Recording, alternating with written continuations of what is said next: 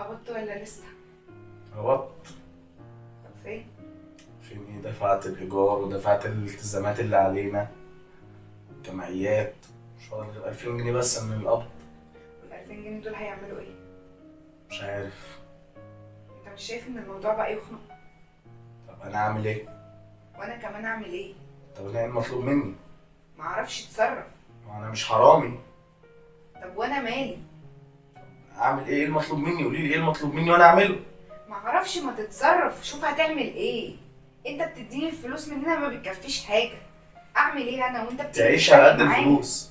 ما هو انت بتيجي تتكلم معايا في حاجات انا ماليش ذنب فيها. انت بتديني، انا بجيب اللي يكفي البيت على قد الفلوس بتاعتك. انت بتيجي بقى تكلمني في حاجات، ولما اقول لك ان انت اللي مش مكفي تقول لي ما كل البيوت ماشيه. ما كل البيوت ماشيه فعلا. طب ماشي، ما كل البيوت انا ماشيه. بعمل اللي عليا والزياده. ماشي، ما هو انت بتعمل اللي عليك وزياده، ما هو انا كمان بعمل اللي عليا وبحاول اظبط مصروف البيت. بس بجد انا اتخنقت. الفلوس ما بقتش تكفي اي حاجه. وانت بتيجي المفروض إن أنا أعمل تكلمني ايه في حاجات. برضه؟ انت جايه تكلميني دلوقتي في ايه؟ انا عايز افهم.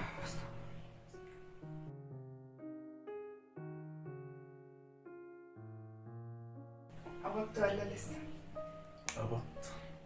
طب فين؟ دفعت الايجار، دفعت الالتزامات اللي علينا والجمعيات. اتفضل 2000 جنيه بس. بس انت عارف الدنيا بقت صعبه ازاي، وال 2000 جنيه دول ما بقوش يكفوا حاجه. طب ما انا عارف، بس انا اعمل ايه برضه؟ ما هو مش بمزاجي. المفروض ان انا اعمل ايه؟ قولي لي. انت دلوقتي يعني شغال شغلانه مش بتاخد منك وقت كبير. ممكن نحاول ندور ان انت تنزل شغلانه تانية لو انت حابب.